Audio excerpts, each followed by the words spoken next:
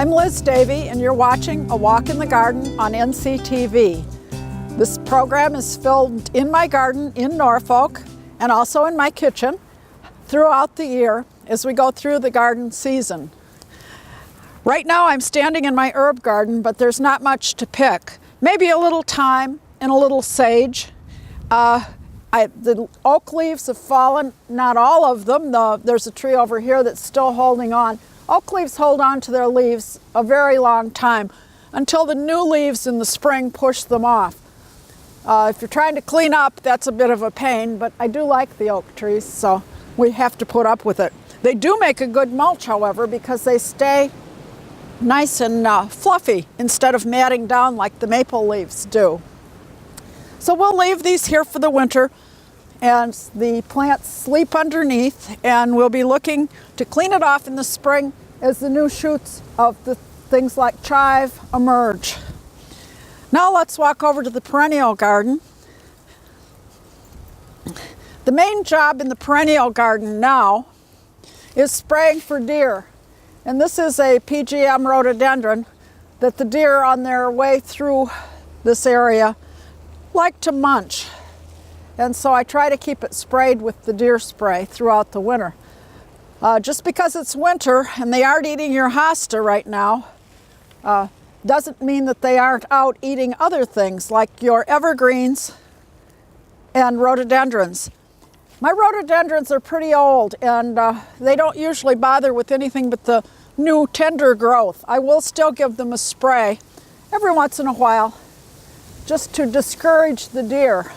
The idea is to keep up with the spray, and they will decide that perhaps it's better pickings other places and avoid your yard altogether. Again, there's an azalea back here that can also use a little spray.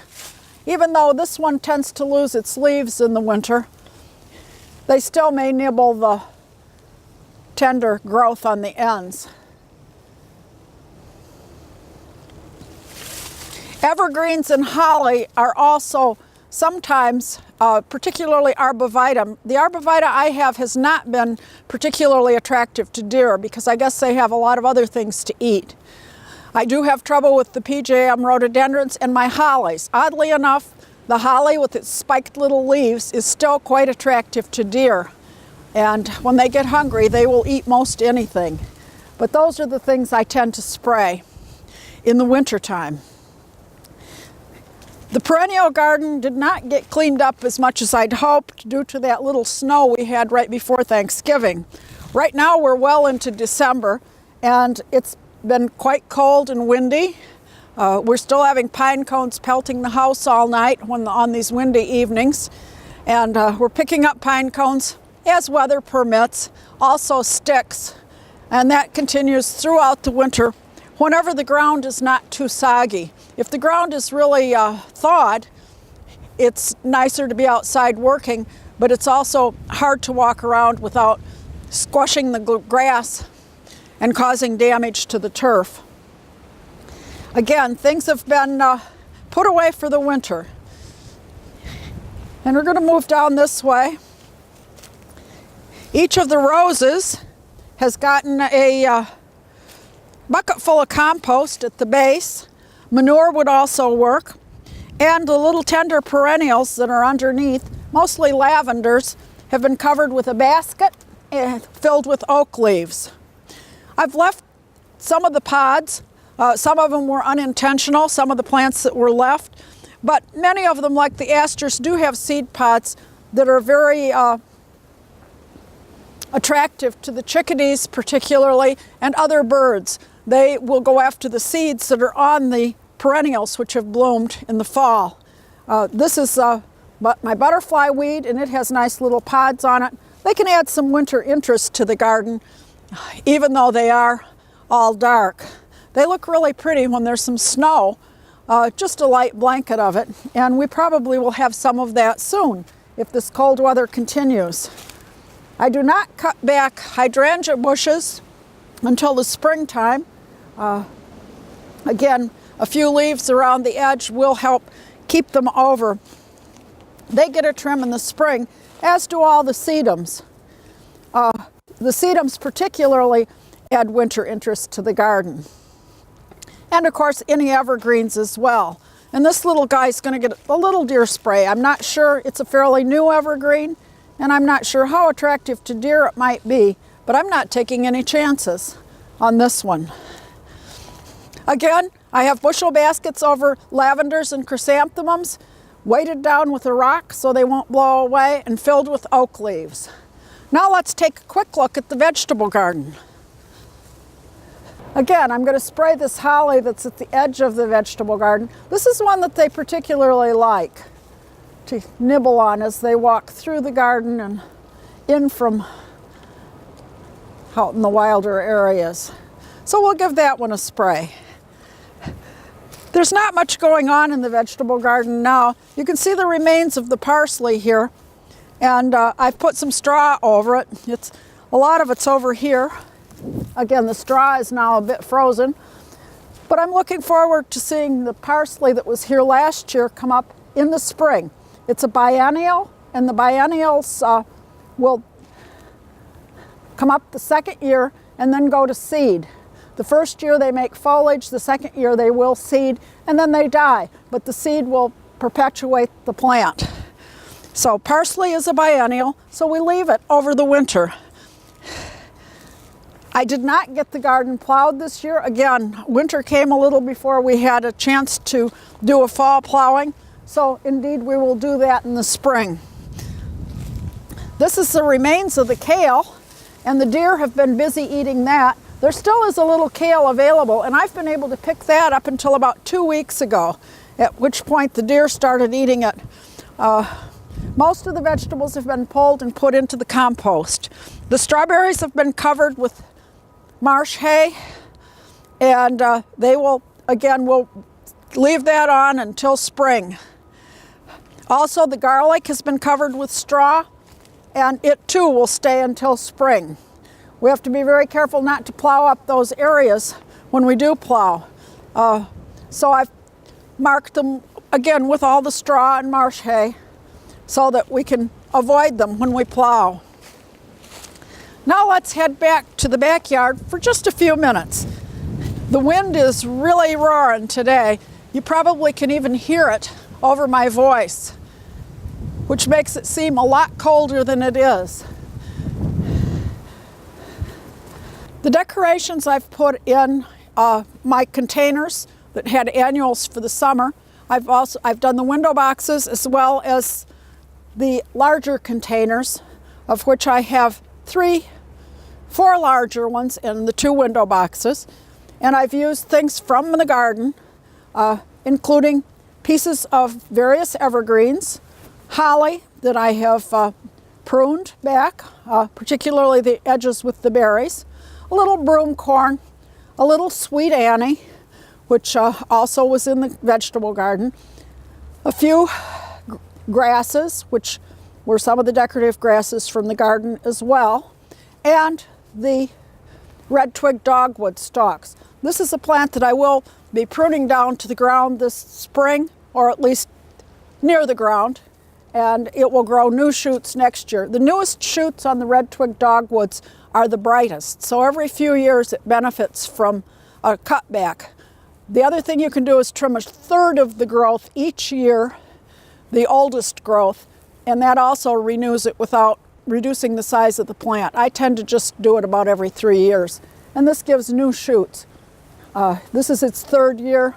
It's still pretty red, but it will benefit. It was hard doing these containers this year because we had that hard freeze, and the ground froze a little bit, so I would come out on the warmer days when the sun was shining and poke in my evergreens. These will stay here until spring, and I won't take them out until I can get them out. They'll be frozen right into the containers, and they will stay pretty good until then.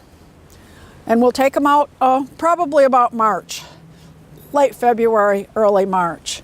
Now let's head back to the back. We still have some green in the shade garden. The myrtle or periwinkle ground cover stays green, as does the leucothway, which is the bush over here to my left, probably your right, and also the hellebores.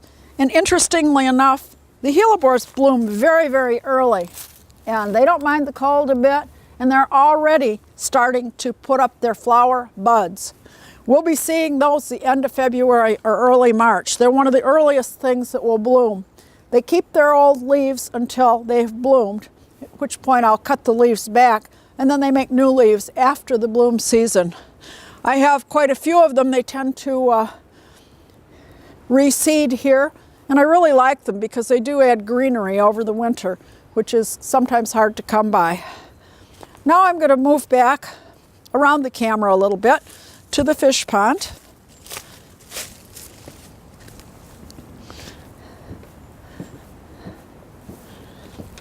And it's iced over this morning, and I see two fish very slowly moving.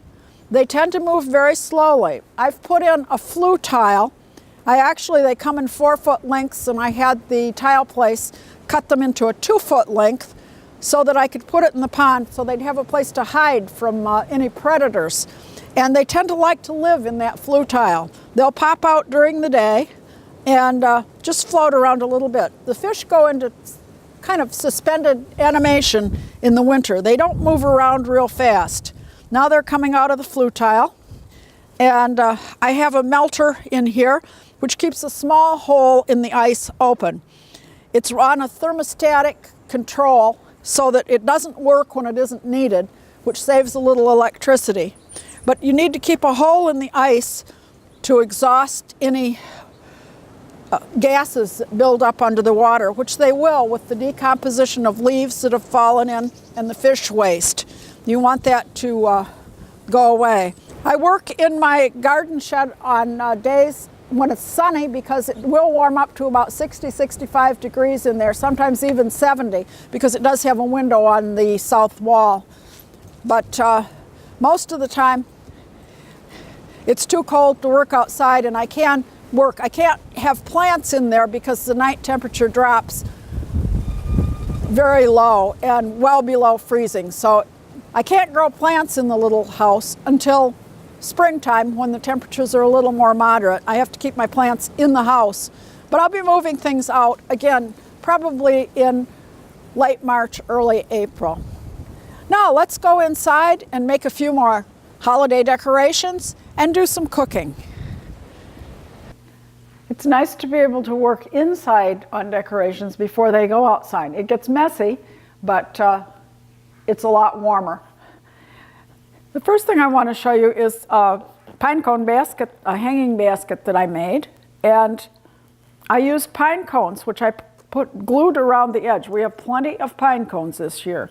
Pinecone wreaths, pine cones everywhere can be made with what I'm harvesting out of the yard. I'm not saving all of them because I have a pile that's probably as tall as this table of pine cones that have fallen. The trees have really done their thing this year. But some of them, and I kept some the same sizes, I've glued to just a regular hanging plant holder. And I washed it. It had been used for a hanging plant that I purchased. And I've turned this into a holiday type planter by gluing on the pine cones. I used a combination of hot glue and the silicone, clear silicone. It's not an easy thing to get these to stick to the container. The silicone is going to work better outside. The hot glue is easier to use. And I will probably still have a few to, excuse me, re-stick as time goes on. You work in sections, gluing them on a few at a time, and then letting the glue dry. That's the easiest way to do it. I've lined the container with foil, and then I put in a piece of soaked oasis, and this will keep any greens that I put in fresh for the season. I've picked greens, and again, I'm going to stick those into the oasis and just basically fill up the pot. Some of my greens need to be trimmed a bit to fill the container. A little white pine. And the idea is just to fill it up, and that's what we'll do. You can do it in sections or just mix them up, and I'll probably do a little mixing up. Take a few of the lower greens off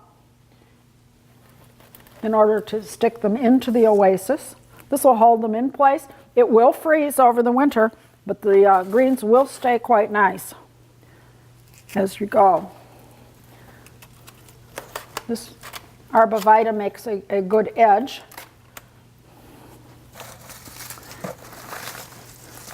And I also have some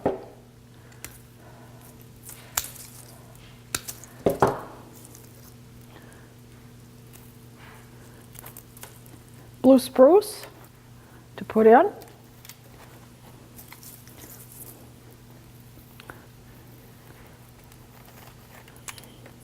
You don't need to fill the entire container with oasis. Just a good chunk in the middle is sufficient to hold all the greens you'll need to fill up the container.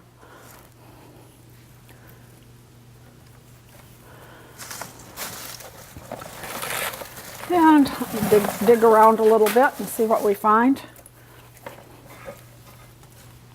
A little more of the white pine. The idea is to have a variety of textures. Now let's see here.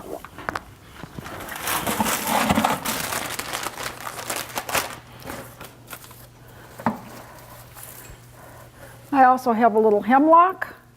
And again, I'll pull some of the lower branches just to put it in.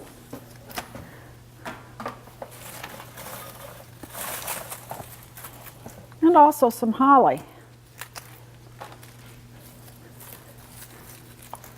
And any other broadleaf evergreens that you might have.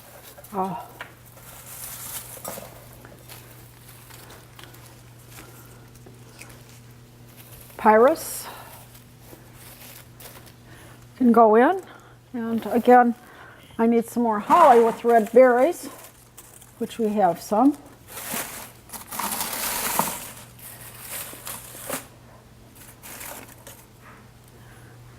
Some with and some without.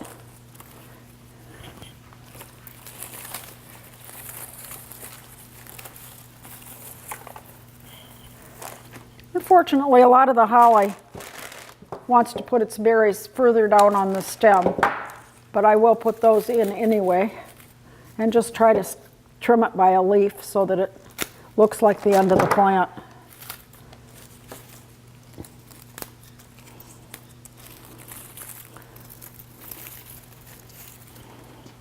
And maybe a little more of the hemlock. Again, I just go around and do a little pruning during the holiday season.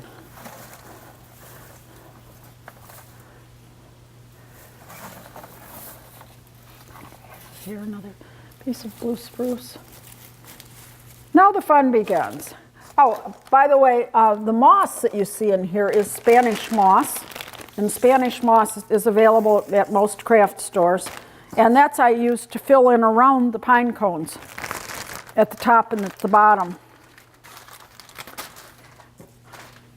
I've used it in another thing we're going to do as well. But the fun is to do a little decoration of the wreath itself by putting in some Christmas balls, or the arrangement. I've got some red ones, white ones, 3 of those.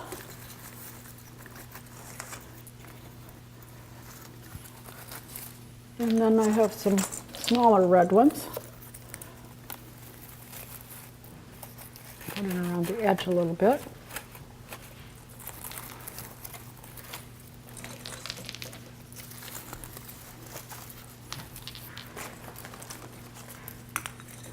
And these seem to be on, some of them on longer sticks. The little sticks that I'm using, you can either get long ones or short ones. And for a small decorative arrangements, the small ones work. But for a larger arrangement, you want your things on long picks so that they'll sit up a little higher into the arrangement.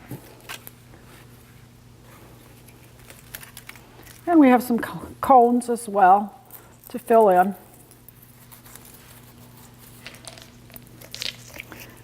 These are on short picks, which have a little harder time. And a few more cones.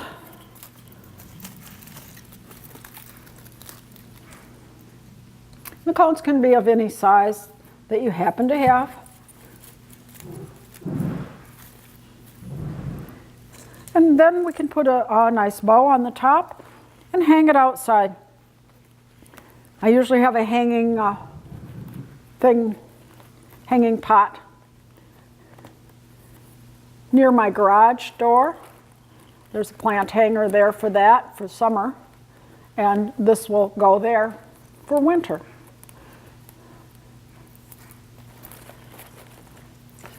That's our first item. I'll move that over this way.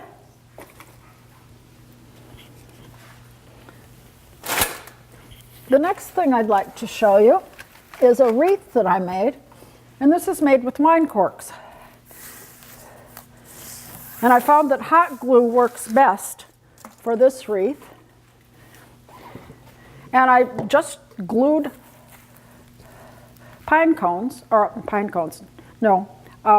The first thing you do is put a hanger on the wreath because you're going to cover it up. You want to have something so you can hang it. This is a straw wreath from the craft store. And then I studded it with wine corks.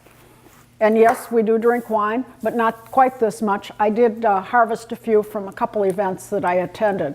And you can sometimes ask at various establishments, restaurants, and they may save wine corks for you if you don't have enough and want to make one.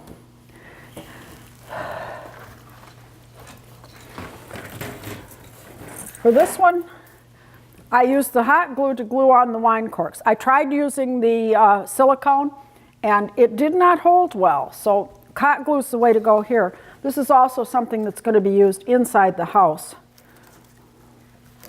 And then I filled in the spaces, again, with the Spanish moss, hot gluing it in as I went. And I'm going to add also some more of the holly.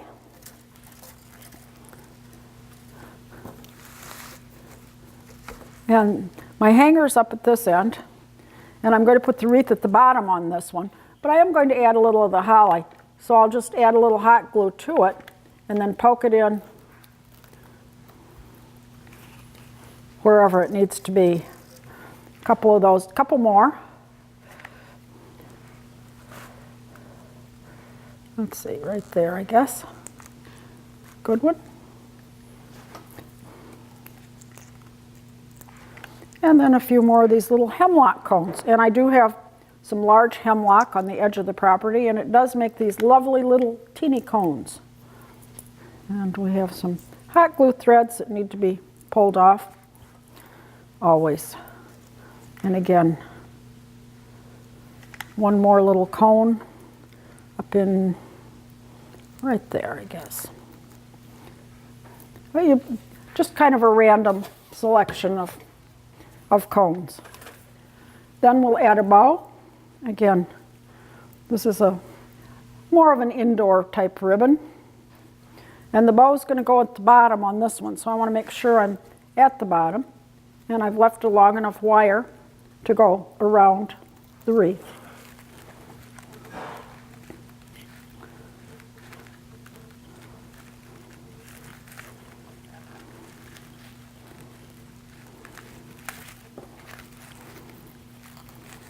I hope.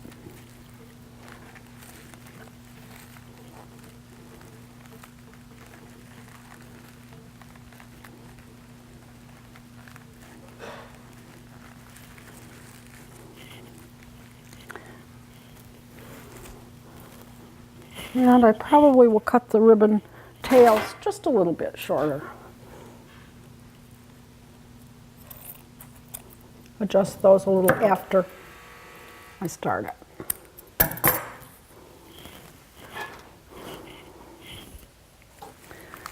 So this is the wine cork wreath, and I'm going to prop that up a little bit on the basket so you can see that a little better.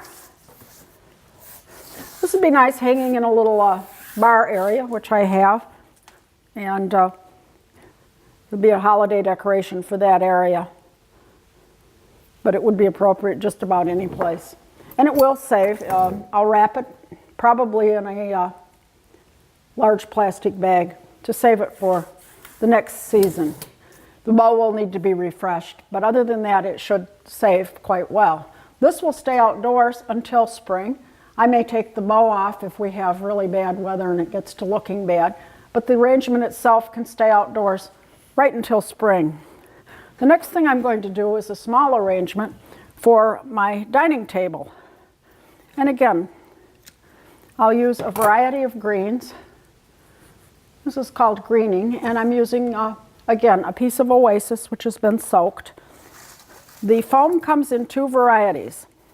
One variety is called Oasis, and that is for staying wet and using fresh things.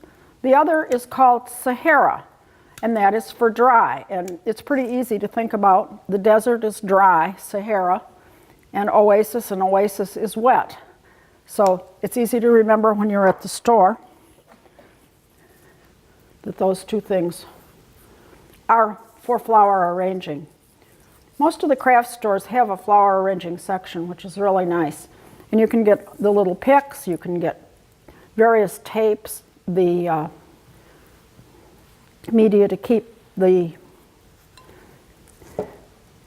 greens dry, and a lot of other items, decorative items as well. If you add a piece of the greens and decide you don't like where it is, always recut it. Once you add it to the foam, it blocks off the thing that will take up the liquid potentially, and so you should recut any stem. You don't have to cut much off, just a tiny bit.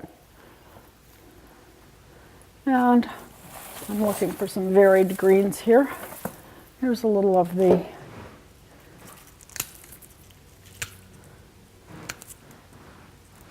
blue spruce.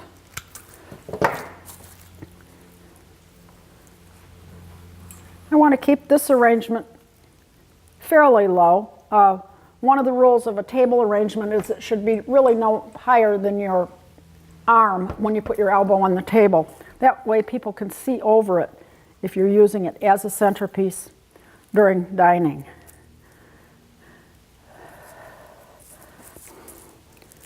If you have a sideboard, a massive arrangement that's taller is fine, because there won't be anybody looking over it. It's behind your serving area usually.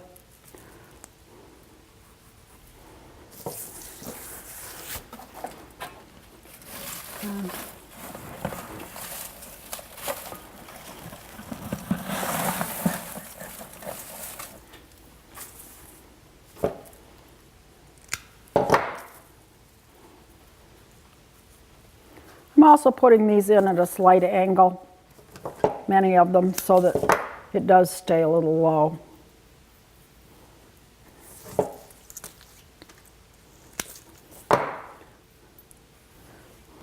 Again, everything so far is from my own yard.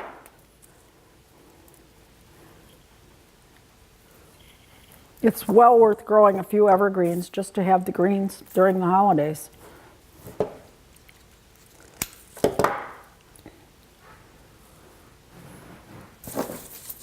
They take a while to mature, but they're good to have. I do want a little white pine in this. My white pine's a little straggly, so we'll just cut individual pieces.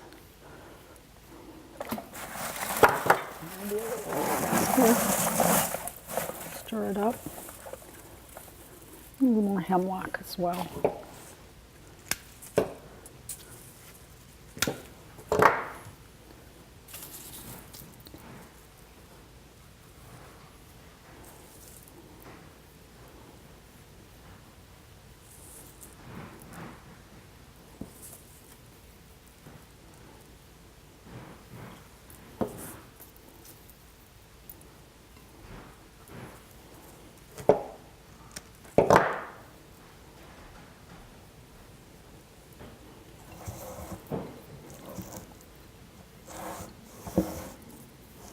And I'll finish filling it in.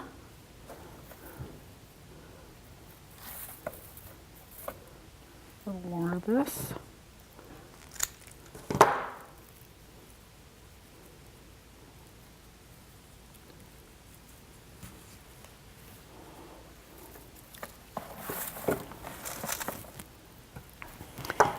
And we need a little holly in this one too. Looking for some smaller sprigs, hopefully with berries, but possibly not. We'll just keep it green, I guess.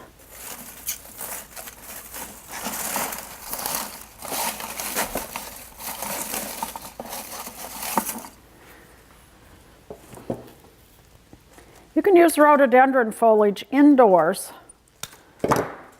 but if you use it in an arrangement outdoors, you will find that it curls up in the cold, as do pine cones.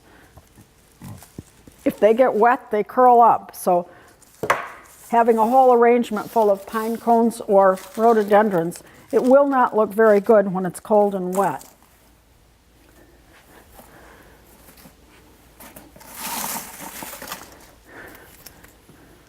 Here's a nice bunch of berries, but I'm going to just stick with the holly. And then we can decorate this with some other items. And I'd like to keep it in the green and gold area. I have a variety of items that I can use. I probably won't use all of them.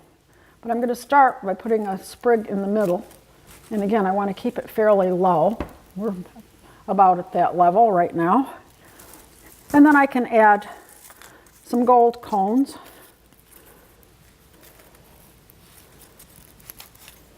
Which I've put on the picks.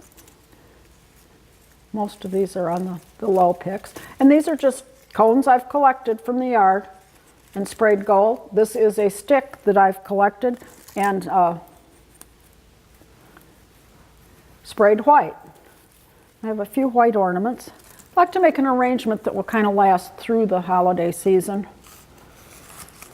and New Year's.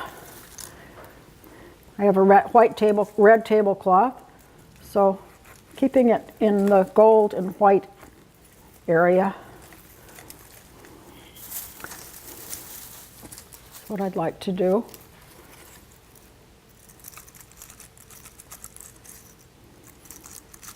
I think I need one with a longer stick. There we are. And these are fern fronds. And these I collected just out in the yard. And I'm going to poke those in to add another touch of gold. I would be happier with smaller white ornaments, I think.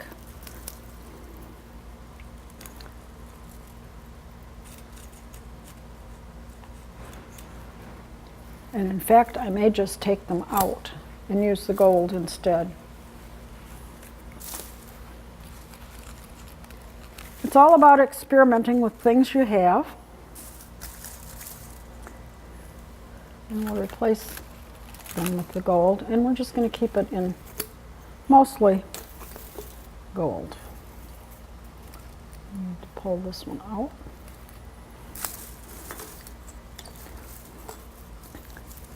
And a few more of these fern fronds. Again, they've been sprayed gold. You can do a lot with a can of gold spray paint and some of the things you collect in the yard. Other things that spray paint well include the Sedum Autumn Joy, and I tend to spray that red. Its normal color is red, but it loses that color as fall comes. So in order to restore the color,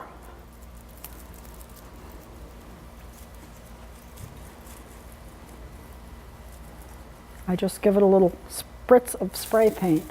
The other thing you can use are hydrangeas, and we could put in a couple small bunches of hydrangeas. These are rather large, but I can break them off.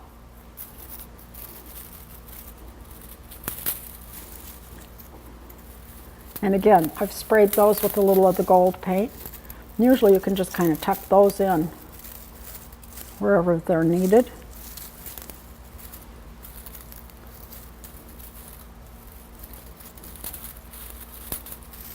in individual sprays.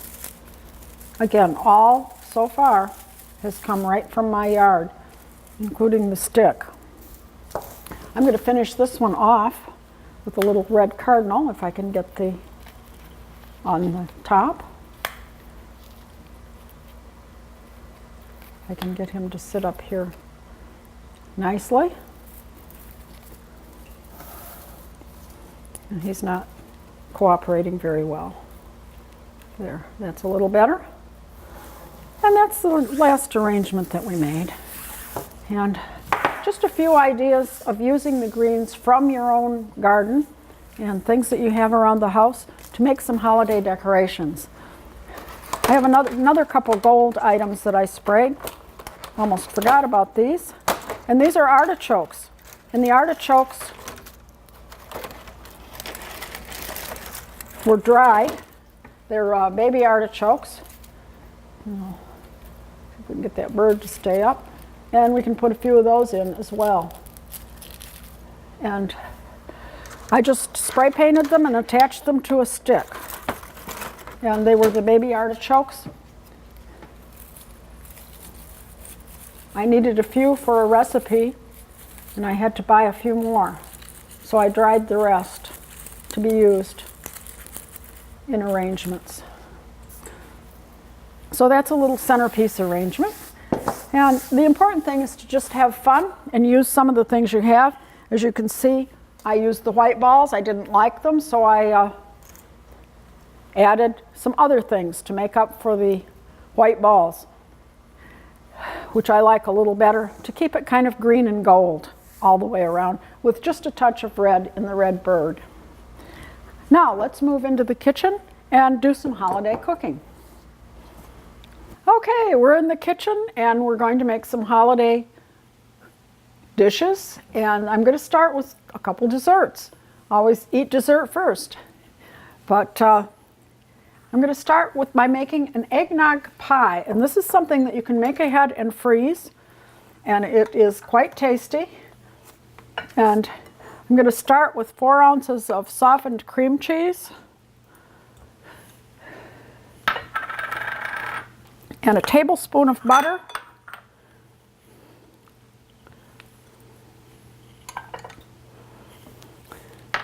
and a half a cup of confectioner's sugar. I'm going to mix that together, and excuse the noise of my noisy mixer.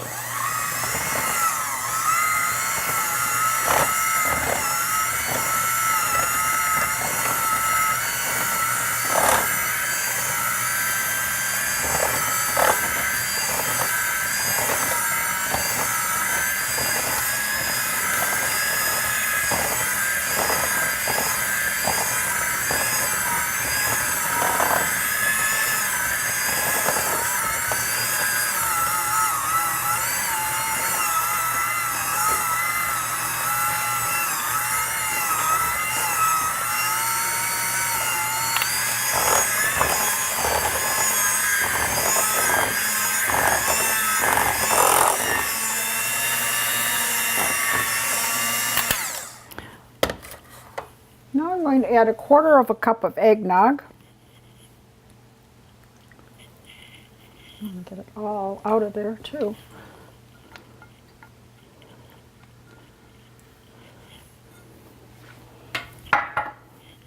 Two tablespoons of sour cream.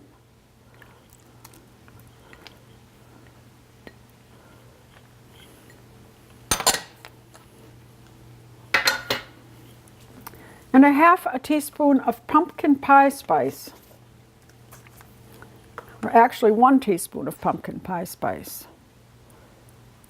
And seems a little strange to put in an eggnog pie, but it does work. We're going to mix this all together until it's smooth.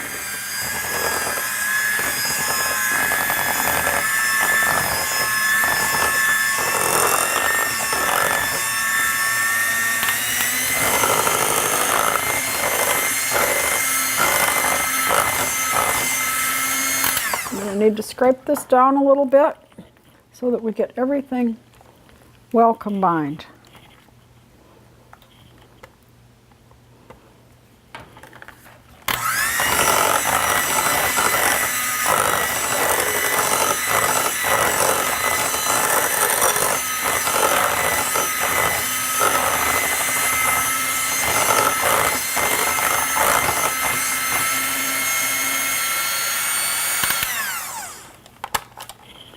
Done with the mixer.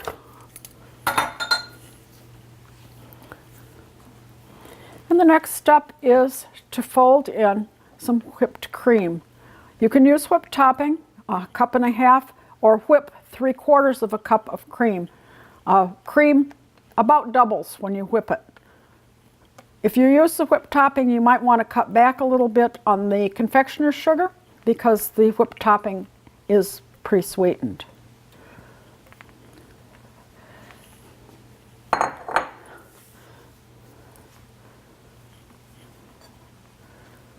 I'm going to fold this in.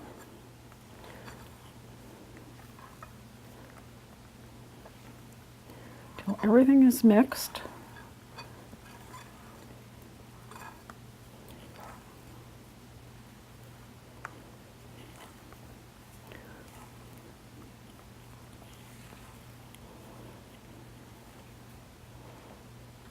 And then I'll put it into a graham cracker crust. And this has been pre-baked. If you buy your crust, you can bake it according to the directions if it is not already baked.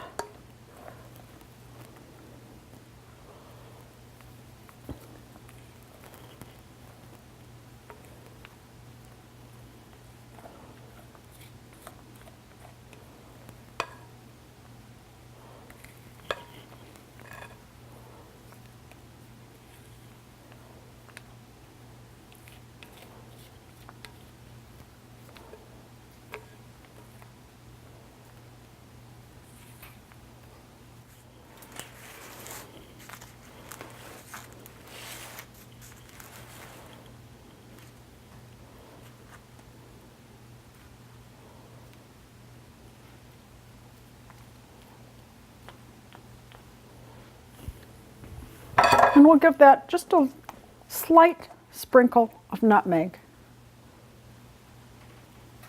Just a little bit. And then it goes into the freezer, and you can freeze it. I would cover it after it's frozen. And I'm going to put a little garnish on it of some chocolate hearts. Leaves would also be appropriate. And I had 3 cranberries here someplace. Here they are. And 3 cranberries.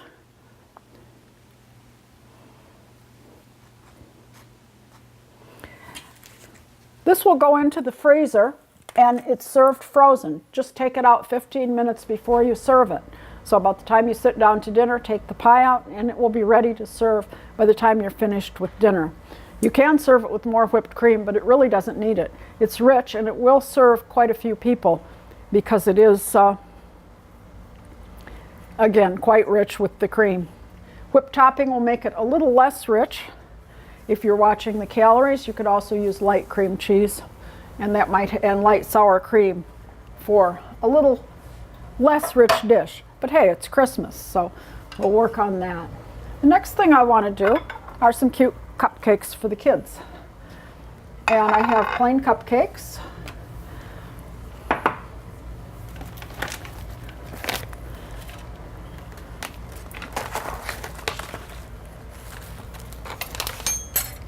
And I'm just going to frost these with vanilla frosting.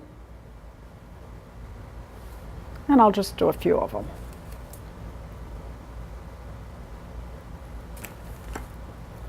And I'll set them up on my cake stand. These can be homemade or made from a mix. I found these cute little cupcake papers for the season.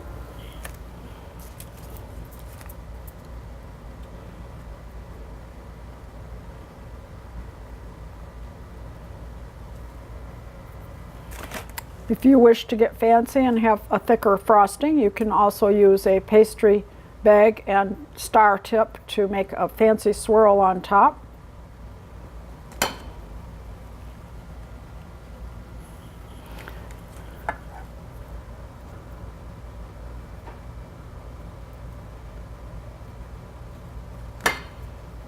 I'll finish the rest of them later on.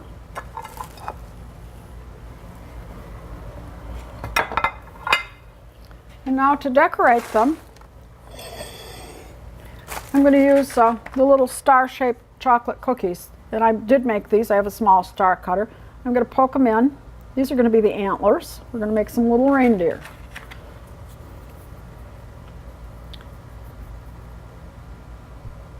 And you need to poke them in so they go right into the cake or they won't stay on.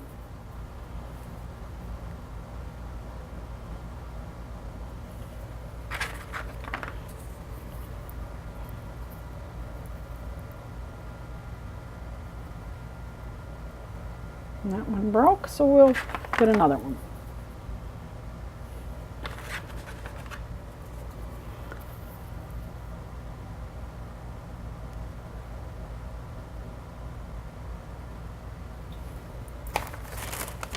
Then we're going to add some eyes. Again, these are available from the craft store or sometimes even the supermarket.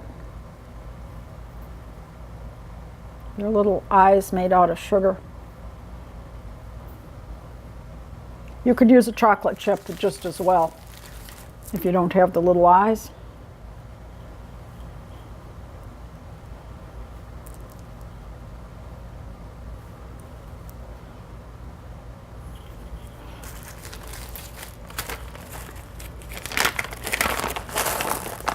And then a little red ball for a nose.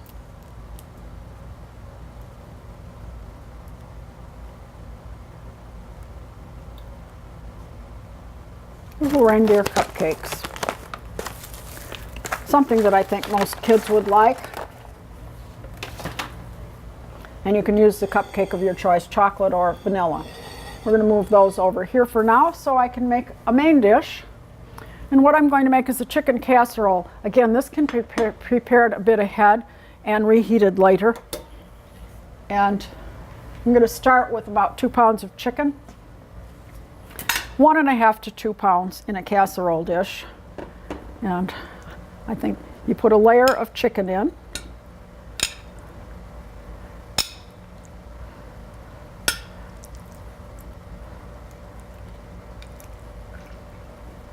I'm using the tongs to avoid handling the raw chicken because I'll be handling vegetables later.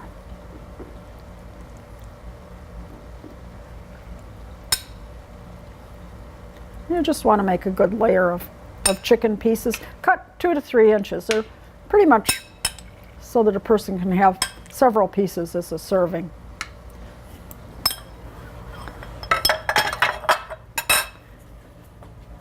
On top of that, I'll put 3/4 of a cup of shredded Swiss cheese.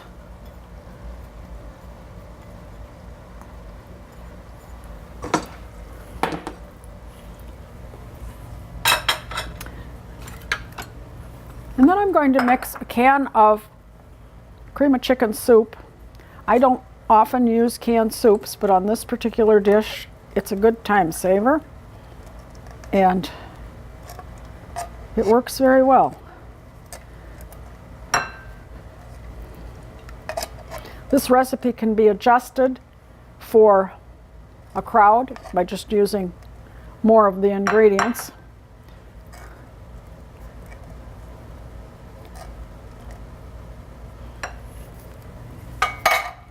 And I'll mix that with about 1/3 of a cup of milk.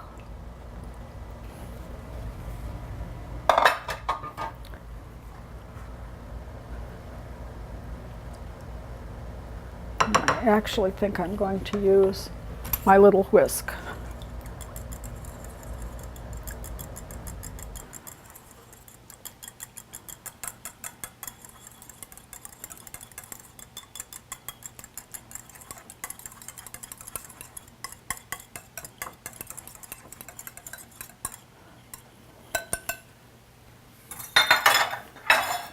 This gets poured over the top of the chicken and cheese.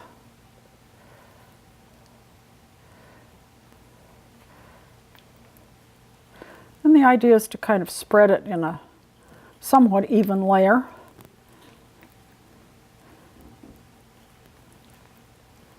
Could have probably used my pan that's the next size up for this dish, but this will work.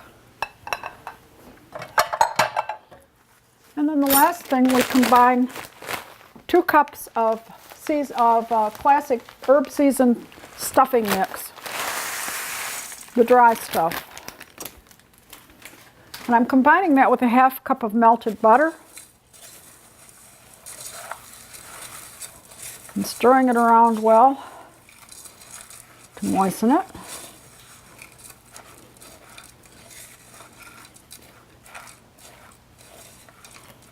And then we'll put the crumbs on top.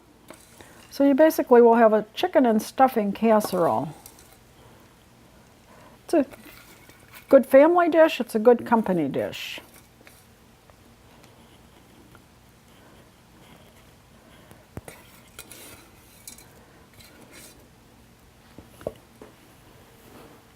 I'm going to put this out here, but my next step would be to cover it with foil and bake it for 40 minutes, and then remove the foil and bake it for another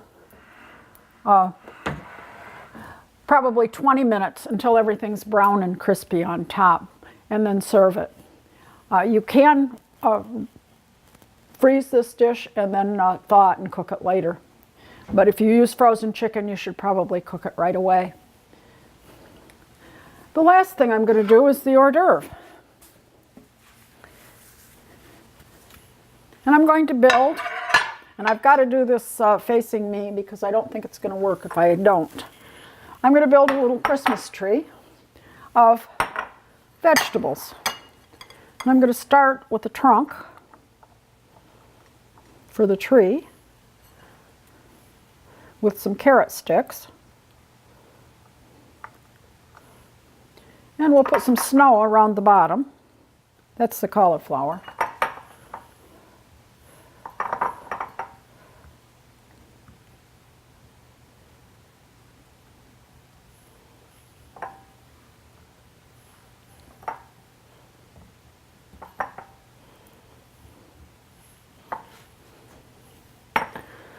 And then we'll build our tree at the bottom with some broccoli.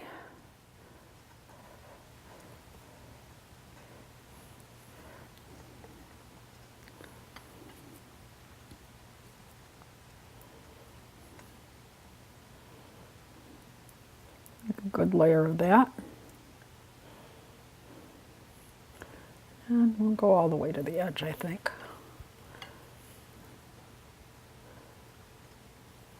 And then we'll put some decorations as we go in the middle in the form of some cherry or grape tomatoes.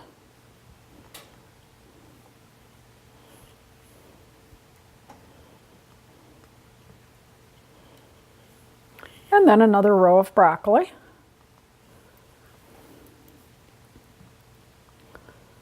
These have all been cut in approximately bite-sized pieces.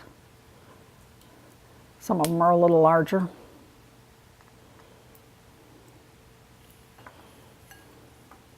And another row of the tomatoes. Ooh, that one's a little big. Small cherries probably would work a little better, but you can get the idea from this.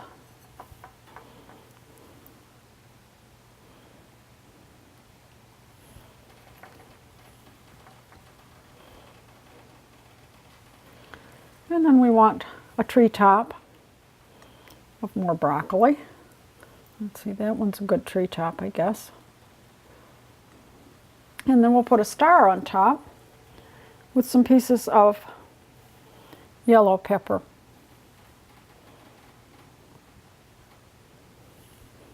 Crisscrossed a little bit there at the top.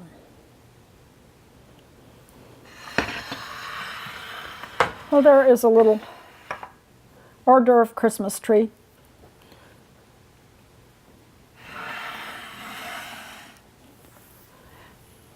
And then we need something to go with it.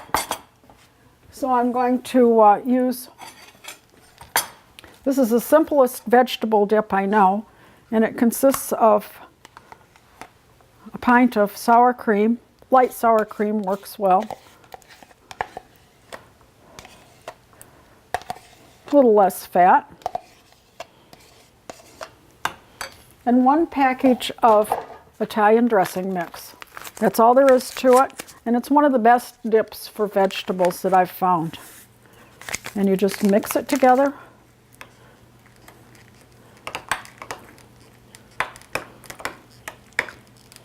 It's also good on chips, and it certainly is easy, and it's something you can have on hand if you have guests that drop by. If you have cut up vegetables, you don't have to arrange them as a tree, but if you have a few cut up vegetables, you can arrange them, and you're all set for guests to come. I'm going to move our cupcakes back over. I'm Liz Davey. You've been watching A Walk in the Garden on NCTV. I'm wishing you and your family happy holidays from my kitchen and my garden to yours.